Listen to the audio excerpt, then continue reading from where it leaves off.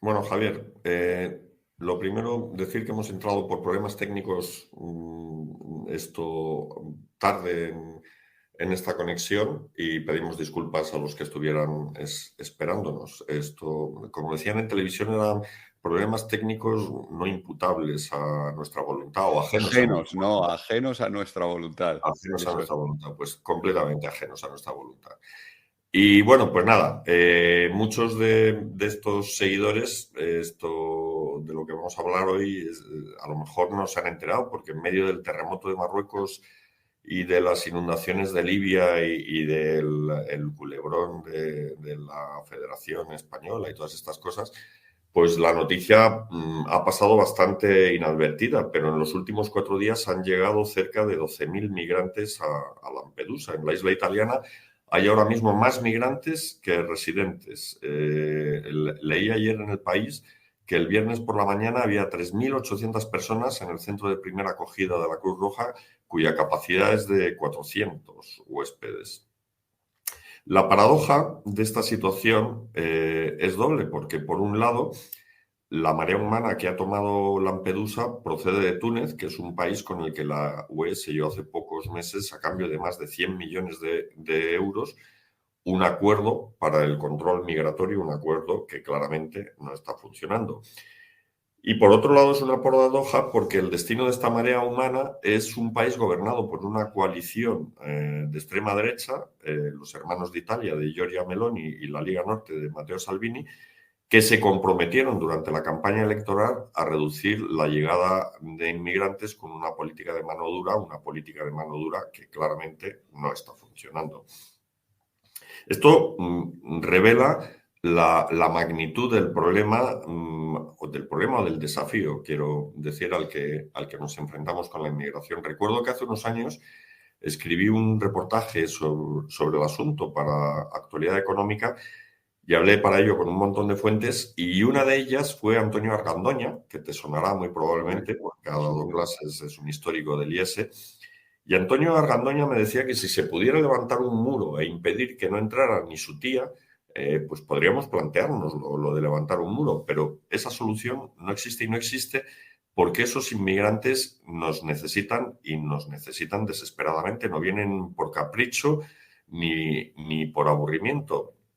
Esos tíos, me decía Argandoña, se meten en una patera para cruzar el Mediterráneo, que no es precisamente el estanque del Retiro ni el lago de la Casa de Campo. Y Argandoña me habló de un paper titulado Barcelona o muerte, que es la frase con la que los emigrantes senegaleses se despiden de sus padres. Estos emigrantes saben que el 40% va a quedarse en el camino. Es casi como echar una moneda al aire y si sale cara sobrevives y si sale cruz mueres. ¿Y quién en su sano juicio jugaría a un juego semejante? Pues alguien que está verdaderamente desesperado. ¿Y cómo pretendemos parar a esa gente con un muro? Y bueno, si la desesperación que anima a los migrantes es arrolladora, la lógica económica que alimenta los flujos migratorios, pues también lo es, porque pensemos que por el mismo trabajo un mexicano gana 6 veces más en Estados Unidos que en México.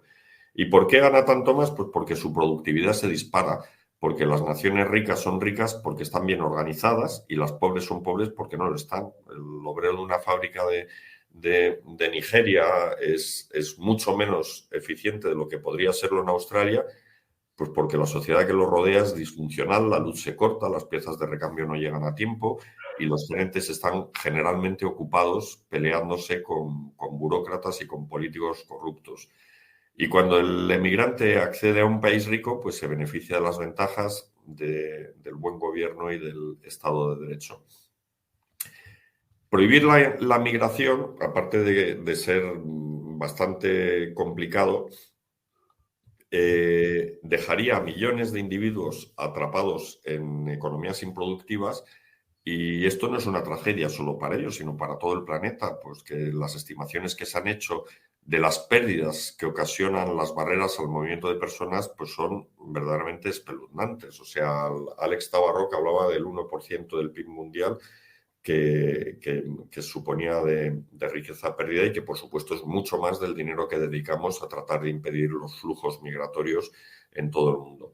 O sea que desde el punto de vista técnico, o digamos estrictamente económico, lo lógico sería dejar que la mano de obra se moviera libremente por el planeta. Pero ahí va mi primera pregunta, Javier.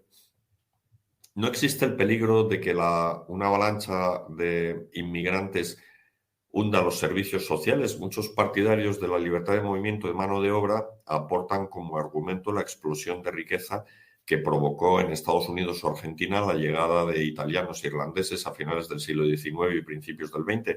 Pero hay que decir que su destino eran países donde el hecho de ser ciudadano no te hacía acreedor a ningún derecho, ni a la educación, ni a la sanidad, ni a las pensiones. Ahora cualquier estado de bienestar que se precie invierte gran parte de su presupuesto en esos beneficios. ¿Y cómo vamos a concedérselos graciosamente a todo el que llegue sin haber aportado ni un solo euro? Por otra parte, y aquí va la segunda pregunta, los inmigrantes no están sindicados y están, por supuesto, dispuestos a trabajar a salarios con salarios bajísimos.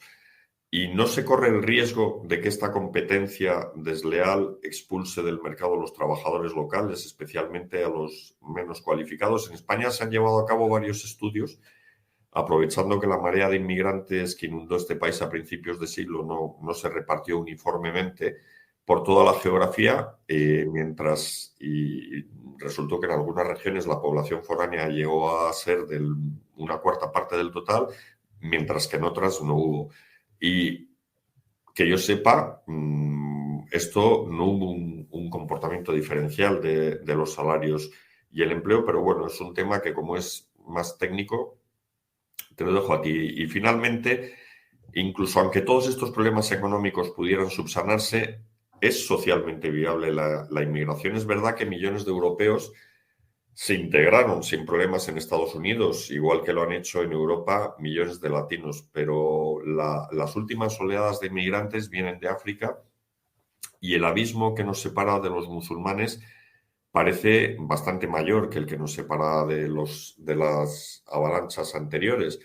Y sobre todo resulta especialmente inquietante después de que se haya comprobado que entre las segundas generaciones de magrebíes que se hacinan en París o en Bruselas, pues se han gestado algunos atentados terribles. ¿Es de verdad tan grave la amenaza a la seguridad y cómo podemos lidiar con ella? Algunos no hablan solo de amenaza, la llevan un paso más allá. Dicen, hay una novela de política ficción que no sé si habrás leído, de Michel Houellebecq, Su misión, que imagina una Francia en la que un islamista moderado derrota a la candidata del Frente Nacional en la segunda vuelta y se hace con la presidencia del país, que se convierte en una república islámica. Por fantasioso que nos parezca este escenario, en un entorno de puertas abiertas, la demografía correría claramente del lado de los islamistas, que no solo tienen más hijos por mujer fértil, sino que además son polígamos.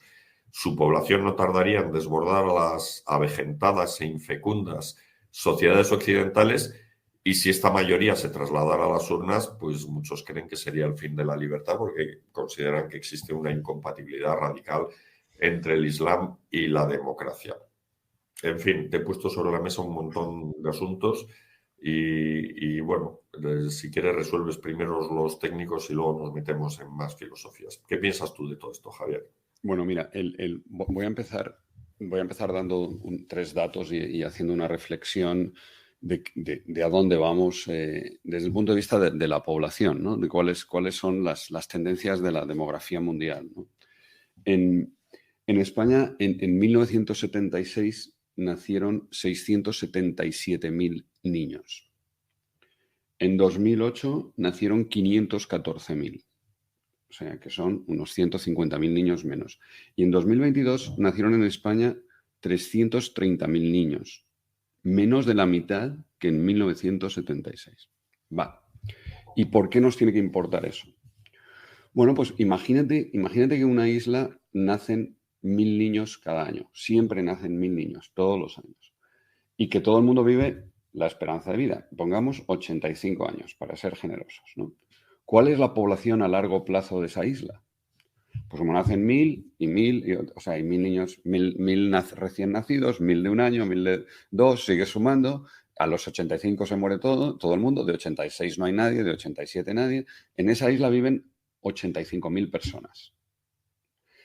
85.000 personas es el número que es consistente con el número de nacimientos y la esperanza de vida. Y eso se llama la regla del 85. Por cierto, al primero que se lo oí contar esto fue a Jesús Fernández Villaverde, al que le doy las gracias. Me pareció un magnífico artículo suyo, como muchos otros.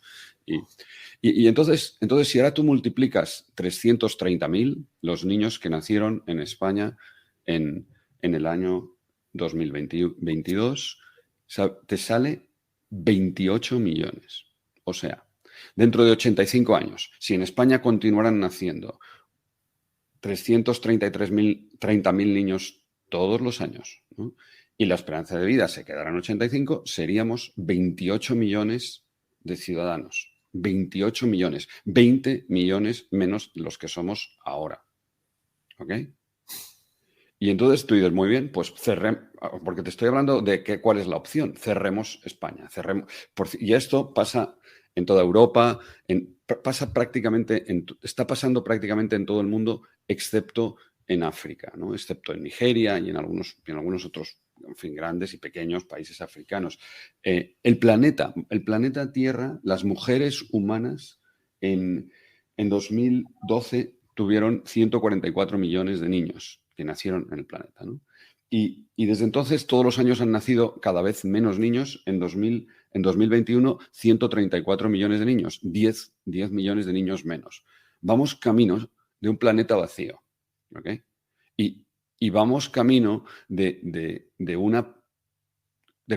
una pelea por recursos humanos. Nos vamos a quedar sin humanos, ¿ok? Por cierto, El planeta vacío es un libro de... Se me olvida los autores, pero fácil de encontrar. The Empty Planet, y creo que está traducido El planeta vacío, ¿no? Entonces, esa es la realidad demográfica. Y ahora organicemos la transición, que es la inmigración, ¿no? Entonces, ¿y qué pasa? Pues que nacen los niños del futuro, nacen en África, ¿no? Esencialmente, estoy caricaturizando, por supuesto también nacen niños en todas partes, pero ¿dónde nacen muchos niños? Pues sobre todo en África subsahariana, ¿no? En los grandes países de África subsahariana es donde nacen la mayor parte de los niños, donde van a seguir naciendo la mayor parte de los niños. Y nos vamos a pelear por ellos, ¿no? O sea, bueno, o no, ¿no? Ahora que los italianos organicen su sociedad como les parezca, y los franceses, y nosotros, ¿no? Y los inmigrantes, porque está por una parte la oferta, ¿no? ¿Cuál es la otra explicación? Es la desigualdad, la clamorosa desigualdad en un mundo interconectado, donde la desigualdad es evidente. Y tienes esa posibilidad tan siniestra, ¿no? Un padre no sube a un niño en una patera en Túnez si no piensa que es más peligroso, o sea, que es Barcelona o muerte, o Lampedusa o muerte, que es más peligroso y peor para ese hijo dejarle donde está, ¿no? Dejarle en el país del que proceda, ¿no? Esa persona. Y va a asumir el riesgo absolutamente incomprensible, ¿no? De meter a un niño en una patera sabiendo que no sé si que no va a llegar la mitad, ¿no? Y esas son las dos realidades en las que vivimos, ¿no? Y bueno, vamos, la humanidad parece que hemos pasado, por lo menos llevamos una década más allá de peak child, del máximo número de nacimientos, por lo tanto, el mundo se está llenando de mayores, ¿no? Porque sigue aumentando la esperanza de vida, por cierto, y entonces habrá cada vez más mayores y cada vez menos niños y cada vez menos personas en edad de trabajar, ¿no? Eso por un lado, y por otro lado, el desequilibrio, ¿no? Los países donde vivimos mejor somos los países de los ricos, que también son los países donde nace menos gente, ¿no? La correlación inversa entre PIB per cápita, cualquier indicador de bienestar económico y número de niños es en fin, indiscutible, ¿no? Y muy intensa, ¿no? Entonces, una de las cosas... Básicamente nos necesitan ellos, pero nosotros los necesitamos también. O sea que Mira, no tengas ninguna duda. La década prodigiosa en España de 2000 a 2010 se hizo... No hubiera sido posible sin hacer lo que hicimos, ¿no? Sin 4 millones de inmigrantes que vinieron a España y fabricaron con sus manos, con su sudor, y me voy a poner poético, y con sus lágrimas, todas el millón de viviendas al año que fabricábamos en 2007, que construíamos en 2007. ¿No? ¿Cómo te crees que se hizo eso? Y nuestra población aumentó en un 10%. Porque, y eso hizo que el número de nacimientos que estaba cayendo, pues remontó, ¿no? ¿Por qué? Porque lo que ocurre cuando llegan otras personas a España de otras culturas, de otros entornos, mucho más pobres, pues al principio tienen los mismos hijos que tenían las mujeres, sus mujeres tienen los mismos hijos que tenían en sus países de origen. Pero luego, enseguida, de una manera casi inmediata, la natalidad a medida que se van enriqueciendo, la natalidad se asimila a la de las mujeres locales.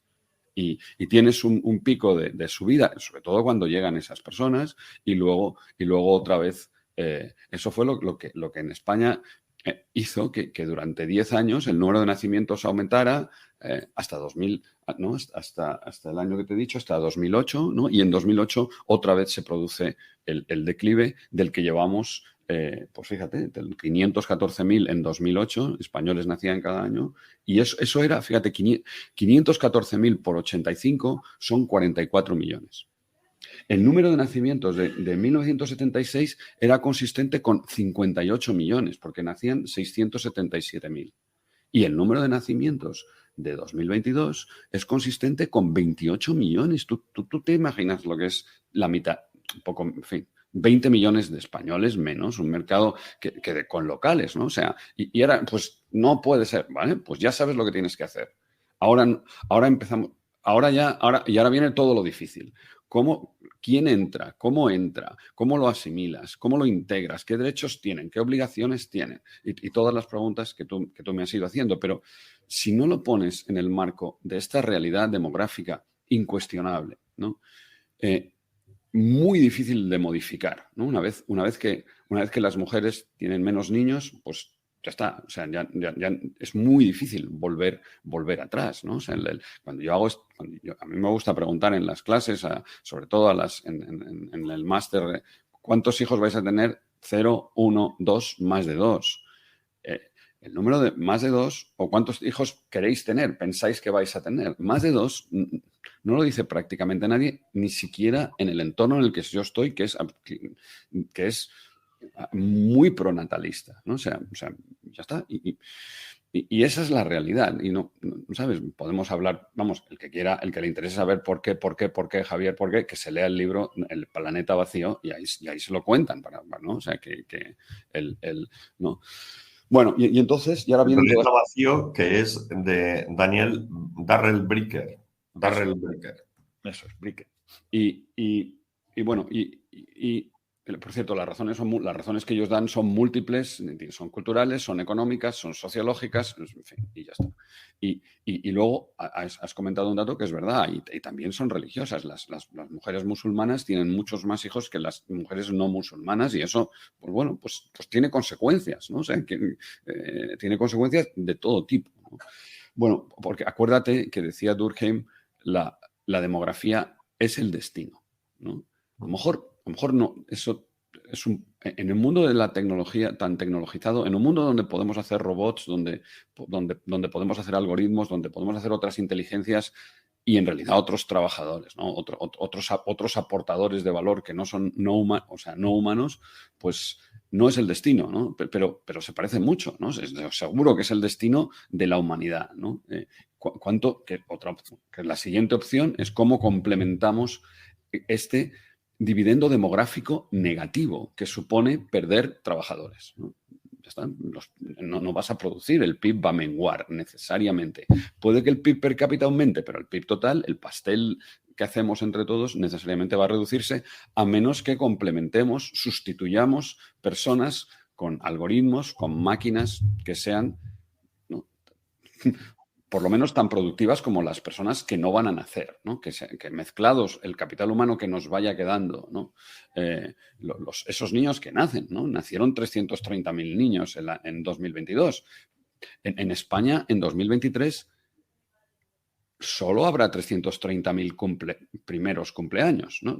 Vamos, unos un pocos menos, porque algunos desgraciadamente no cumplirán un año, algunos de esos niños nacidos. Y el año que viene habrá menos cumpleaños, otra vez, porque nacerán menos de 330.000.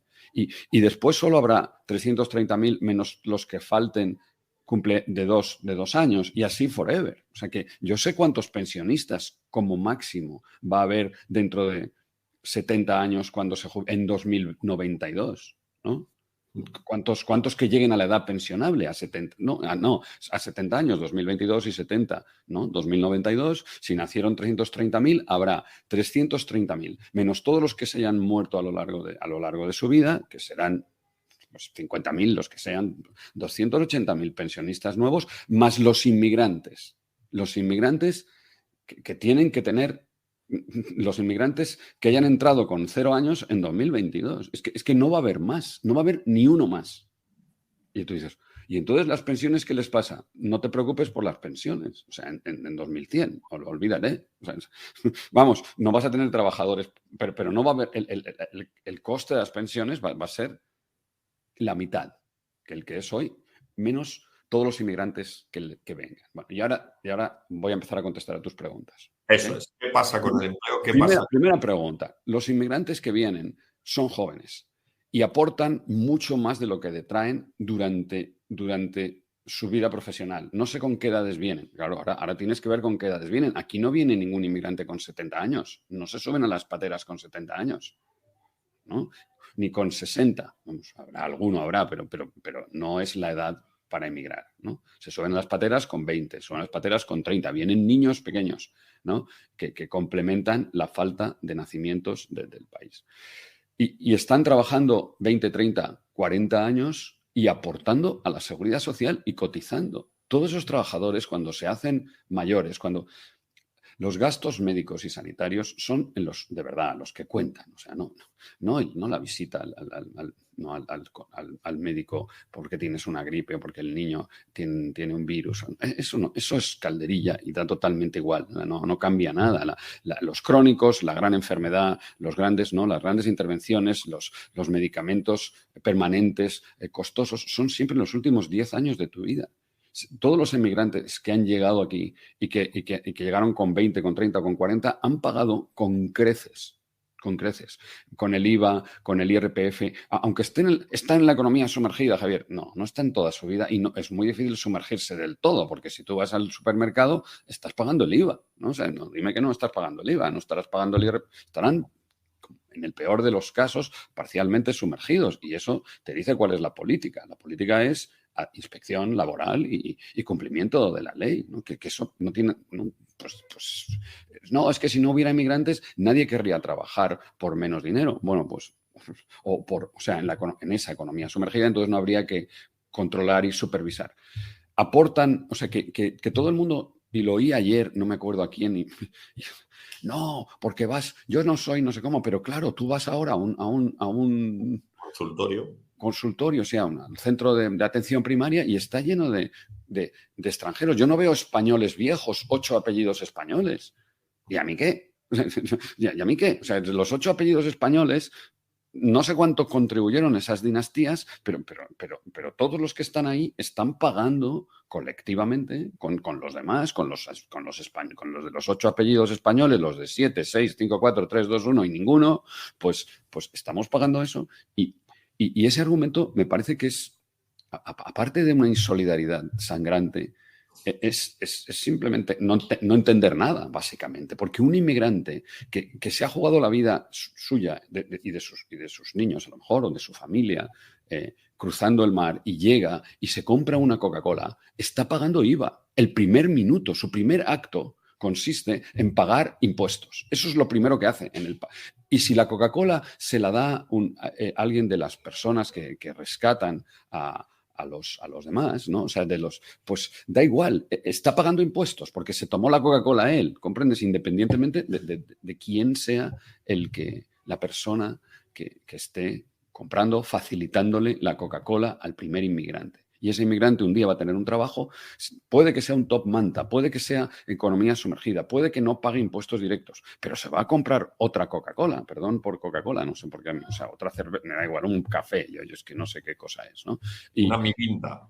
Sí, Mirinda, qué bueno aquello, qué gran. Bueno, no me distraigas, que ya sabes que me distraigo con mucha facilidad.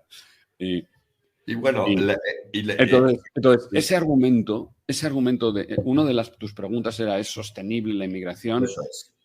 La inmigración desde un punto de vista económico. Y ahora viene la parte social. Y quizás esa era tu última pregunta, Javier. Pues entonces va a haber una presidenta Francia va a ser una república. Antes de entrar en la parte social, roban los empleos a los locales, provocan caídas en los salarios. Yo los estudios que he visto dicen que no se percibe ningún efecto de ese tipo. Mira, vamos a ver, sí y no. Ahora me explico. Primero, una vez que tú has decidido que tu salario mínimo interprofesional son 1.260 euros y que vas camino del 60% del salario mediano, que esa es la reclamación, en fin, que la aspiración legítima de cualquier persona que se vista por los pies, pues, ¿qué me estás contando? Ahora otra vez es un problema de inspección laboral, ¿no? De cumplimiento de la legalidad. Entonces, el suelo en un país en una sociedad que claramente, ¿no? que mayoritariamente, porque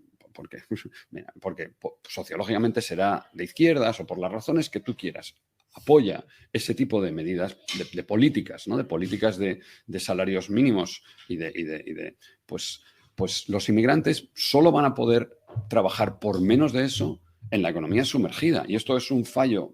Esto solo hay dos razones. Uno, tiene que haber un fallo del Estado, ¿no? Un fallo de supervisión y de control y de hacer que el salario mínimo interprofesional sea de cumplimiento obligatorio. Y si los españoles no quieren trabajar por ahí debajo, ¿por qué es? Pues es muy fácil, porque no les hace falta, porque la red social, porque el apoyo social hace que efectivamente nos podamos organizar, ¿no? Las familias más vulnerables, las familias más desafortunadas, déjame que lo llame así, pues se pueden organizar, utilizar el ingreso mínimo vital, las peonadas, o sea, todos los mecanismos de apoyo de rentas o de ingresos mínimos, ¿no? Y no les hace falta trabajar a ese salario, a esos salarios, ¿no? Y entonces vienen otras personas que, no conocen los mecanismos, no tienen los inmigrantes, ¿no? No tienen la red familiar, no tienen y no tienen la forma de acceder o les cuesta mucho más hasta que aprenden, ¿no? los trucos, digamos, y trabajan por ese sueldo, por cierto, que probablemente demuestran que pues, lo que hemos dicho aquí muchas veces, subir el salario mínimo interprofesional destruye empleo y genera economía sumergida, de todas las maneras, lo diga Agamenón, su porquero, el Banco de España, o me da igual quien lo diga. O sea, que eso es el principio de la demanda. No, es como decir que 2 y 2 no son 4. No, son 4 y lo puedo matizar. No lo puedes matizar. O sea, en España hoy habría más empleo con un salario mínimo en vez de 1.260, si sumas los costes sociales, claro, a 1.000 o a 800 que el que hay ahora. Y no hay más. Habría más empleo que empleo formal, legal, ¿ok? Entonces, ¿qué hay ahora? Pues hay el de 1.260, el empleo de 1.260 y todos los trabajadores que se ubican en el peor sitio porque muchos son inmigrantes, sin duda, y es una economía sumergida, tolerada, consentida, iba a decir aplaudida, yo no sé quién la aplaude, pero para muchas empresas, pues que son, pues, obviamente se aprovechan y generan sus márgenes basándose en unos modelos de negocio que probablemente serían inviables al salario mínimo, a ese salario mínimo interprofesional. Entonces, Entonces, no le quitan el trabajo a nadie que quiera trabajar, porque a ningún español de 8 apellidos españoles que quiera trabajar. ¿Por qué? Porque a igualdad de capacidad, de competencia profesional, el empleador, muchos empleadores en España, o quizás, o algunos, preferirían un español, que no tienes el problema cultural, ¿no? O sea, el problema, el idioma, que lo saben, el no sé, pues ya está. ¿Y por qué no cogen un español? Porque el español de los 8 apellidos, pues no va. No se queda en su casa o no sé qué cosa hace, ¿no? O está estudiando, no sé, o sea, no estoy, por favor, estoy siendo absolutamente... no hay ninguna cosa peyorativa ni nada. Yo no digo que nadie tenga que trabajar ni hacer otra cosa, ni que alguien que en su vida opte por no trabajar sea un sinvergüenza, ni mucho menos. Está en todo su derecho y yo ojalá pudiera, o sea, permitírmelo. O sea, yo suspiro por no estar jubilado. No sé, a lo mejor me equivoco, pero ¿no? O sea, que no veo cuál es el o sea, no tengo ningún problema ni con una cosa ni con la otra. Entiendo que haya españoles de los 8 apellidos que no les compense trabajar al salario que podrían trabajar, con baja cualificación profesional, un poco productivos, y entiendo que haya inmigrantes recién llegados que estén dispuestos a trabajar por debajo del salario mínimo interprofesional. Pero esos empleos no los haría nadie. ¿Quién estaría en los invernaderos en Almería? ¿Quién estaría...? Nadie lo hace. No hay mano de obra española. Algunas regiones españolas, como Cataluña y el País Vasco, desaparecen, ¿no? Que son los más supremacistas, digamos, con cariño, donde hay grupos, digamos, ¿no?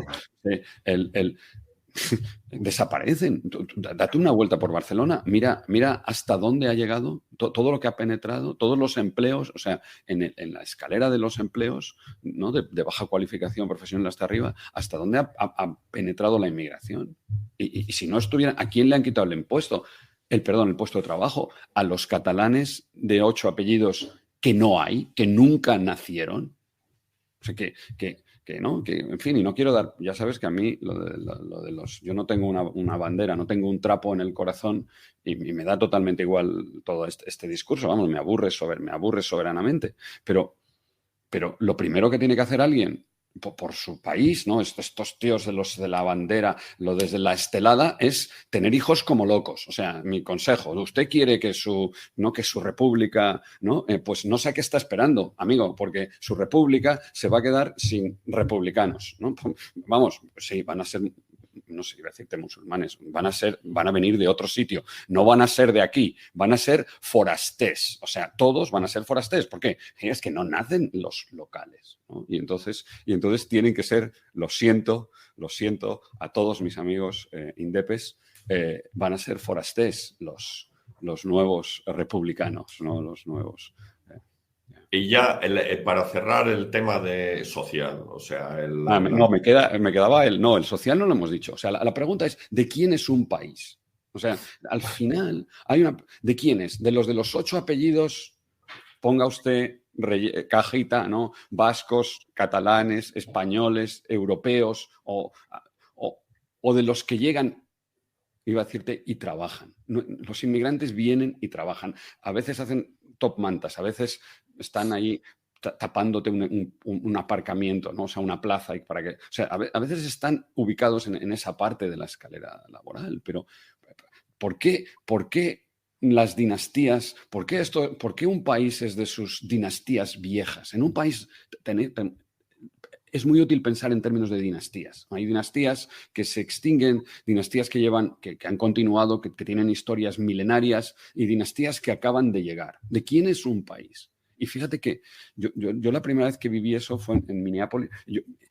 En Noruega, yo he vivido en Noruega suficiente tiempo para darme cuenta de la brutal xenofobia de los nórdicos, ¿no? Tú eras un ciudadano de tercera, como no fueras de 8 apellidos noruegos, ¿no? Y en cambio, en Estados Unidos, en Minneapolis, cuando yo llegué en 1984, es verdad que era antes de las torres a mí nadie cuestionó mi derecho a estar ahí. Yo era desde el segundo día. O sea, nunca sentí que alguien me decía, ¿tú qué haces aquí? Todo lo contrario. O sea, todo el mundo estaba encantado de que yo fuera un cliente, de que fuera un trabajador, de que fuera un estudiante, que es lo que era. Era un estudiante, era un trabajador, era un cliente. Y todo el mundo, y todos me decían, pues yo también soy europeo. Claro, eran todos, pero era europeo de octava generación, pero ellos, a mí qué, en fin, yo pasaba por aquí y vivo aquí, igual que tú, ¿no? O sea, y esto es tan tuyo como mío, ¿no? Y esa ¿no? tensión que yo percibí desde el primer minuto en Noruega, concretamente, te estoy hablando de mi experiencia personal, que obviamente es anecdótica, No, nunca la yo he sentí. estado en Noruega y sí no tienen, son bastantes tiradetes, sí, sí. ¿No? Y nunca la percibí en un sitio como Estados Unidos, que es un país hecho de inmigrantes de todas partes, donde los americanos viejos viven muy mal, ¿no? Los inmigrantes capturaron, fíjate tú cómo viven en las reservas las tribus, las dinastías originales, ¿no? Que esos llevan ahí muchos más años. Es Estados Unidos ¿no? de las dinastías nativas, o sea, no nativas, porque bueno, sí, nacieron allí, o de las que llegaron a partir de tú dime cuándo, ¿no? Tú dime cuándo tienes derecho a la sanidad. Pero si la sanidad la has pagado, a las pensiones, pero las pensiones las has pagado. ¿A qué cosa tienes derecho? ¿No? Y a las carreteras, Javier, las carreteras las pagaron, o sea, hay obviamente una parte del capital físico público la han pagado las dinastías que trabajaron ¿no? cuando se construyeron, a medida que el país se fue enriqueciendo, ¿no? Pero mucho de eso son, ¿no? Y fíjate, me quedaba ahí otra cosa. España ha sido un país de emigrantes durante décadas, durante todo el franquismo. Los españoles trabajábamos en Francia, trabajábamos en Alemania, en Bélgica, en Suiza. ¿No? ¿Y por qué? Pues y nos fuimos ahí a quitarle el trabajo a los alemanes que no querían hacer o no podían porque no había hacer los trabajos. Pues no, a crear riqueza en otro sitio. Me parece que no lo entendemos muy bien, que deberíamos de ser más generosos, ¿no? Más generosos a la hora de apreciar la aportación que hacen los inmigrantes. Mira Canadá, tú ahora puedes ser selectivo, puedes tener muy claro a quién dejas entrar, a quién no, qué exámenes les vas a hacer. Australia te hace un examen de inglés y si no, no te da un permiso de trabajo. Sí, ¿no? Y ya está, y tienes que ir. Y pues, en fin, lo hacen en todos los sitios. En Bilbao hacen un examen para ¿no? los que se quieren de ese año, y tienes que ir, apruebas tu examen y ya te dan el visado, ¿no? Y que tiene unas condiciones y luego estás un año a prueba y luego te lo renuevan o luego te dicen que te vuelvas a tu casa, ¿no? Y en un país donde la ley se cumple, porque para eso está la ley, para cumplirla, no para maquillaje no político ¿no? Y tú puedes hacer la política que te parezca. Otra cosa es, bueno, ¿y qué haces con los inmigrantes ilegales? Bueno, pues ya está, pues tienes que decidir otra vez qué quiere decir, ¿no? Cuántos puedes aceptar, cuántos puedes admitir, en qué condiciones de esas personas que realmente, motivados por unas condiciones de vida infrahumanas, se están saltando la ley, ¿no? Y están decidiendo que van a entrar porque quieren, porque sí, ¿no? Y entonces ahora yo ahí, pues ya sabes que, en fin, soy un tipo. Me parece que las leyes se deben cumplir. Otra cosa es que habrá que reflexionar, de verdad, en este contexto de demografía, de nacimientos menguantes, ¿no? Porque los españoles nuevos o nacen o vienen de fuera. O nacen o vienen de fuera. Claro. Que te lo recuerda, ¿no? Y para cerrar, vamos, una de las ideas que tú has vertido aquí es que los inmigrantes vienen a trabajar, o sea, no vienen a parasitar. Y de hecho, tú lo has observado a partir de 2008, los flujos se interrumpieron. ¿Por qué? Pues porque España entró en crisis y a nadie le apetece ir a un país en crisis. O sea que no quitan trabajo, sino que vienen atraídos por el trabajo porque hay oferta. Claro, bueno, ves, esto merecería una discusión y no sé cuál es la respuesta. La ley de Say dice que la oferta crea su propia demanda y los keynesianos siempre piensan que la demanda crea su propia oferta, ¿no? Entonces, ok, vale, pues en realidad son las dos cosas, pero es verdad que los inmigrantes saben perfectamente a dónde van y qué se van a encontrar. Perfectamente no, pero tiene una idea bastante clara de dónde van y qué se van a encontrar, ¿no? Luego la realidad les sorprende y intentan entrar por España y se siguen yendo, buscando Alemania, buscando el norte de Europa o buscando otros países. Eso, por supuesto, y algunos se quedan, ¿no? Pero no te quepa duda, o sea, que que necesitas, hoy por hoy todavía necesitamos humanos para trabajar. Y una persona que está 20, 30 o 40 años en un país ha comprado todo lo que le da el Estado con sus impuestos, ¿no? Con los que ha pagado personalmente, en un mundo solidario, en una sociedad que se ha declarado a sí misma solidaria, ¿no? Que quiere que los ricos paguemos más que los pobres, ¿no? Con lo que no es que hayas pagado todo lo que gastas, ¿no? Tu neto contra la seguridad social, con el sector público, pues para los ricos es negativo y para los pobres es positivo, porque claro que Robin Hood, ¿no? que tiene sentido, ¿no? O sea, tiene sentido que cada uno pague el dolor que te supone la financiación del sector público, de los bienes públicos, de los servicios públicos, tiene que ser parecido. Y a ti y a mí poner 100 euros, ¿no? encima de la mesa nos duele menos que alguien que lleva, ¿no? que lleva 2 meses en España, que acaba de llegar en una patera, ¿no? Y entonces debemos de... ese es el principio básico de la fiscalidad, que dice: igualemos el coste marginal de financiar el sector público, ¿no? Y eso quiere decir que los impuestos deben de ser progresivos, ¿no? Pero que los inmigrantes pagan impuestos, por supuesto que pagan. Y que aportan, pero no solo pagan impuestos, y generan excedente, porque trabajan en unas condiciones, muchos de ellos, desgraciadamente, por esta pasividad de la administración, por esta tolerancia con la economía sumergida, que realmente es una de las principales lacras y probablemente algo que un gobierno de izquierdas debería preocuparse, ¿no? Debería ser una de sus prioridades. Aquí todo el mundo tiene que tener los mismos derechos, todos los vulnerables tienen que tener los mismos derechos laborales, y no puedo tolerar que haya un solo trabajador, ¿no? cobrando menos del salario mínimo interprofesional o haciendo horas extraordinarias no remuneradas, ¿no? O sea, eso es la economía sumergida más general y más, ¿no? y más sangrante. Pues eso no es una prioridad. Vamos a subir el salario mínimo, que eso es muy fácil. Eso solo hay que escribir una línea en el BOE, ¿no? Pero no vamos a hacer que eso se cumpla, ¿no? O sea, porque acuérdate de los faraones, no sé qué película, que se escriba, eso es lo fácil, y que se cumpla, ¿no? Porque eso es lo que decía, eso es lo que le decía el faraón a sus escribas, ¿no? Y que se cumpla, porque escribirse... Claro, y eso, sabes que en la España virreinal esto se legislaba desde el centro, y se legislaban medidas que eran absolutamente imposibles de cumplir en las colonias. Y entonces, cuando llegaba allí, el virrey decía: se acata pero no se cumple.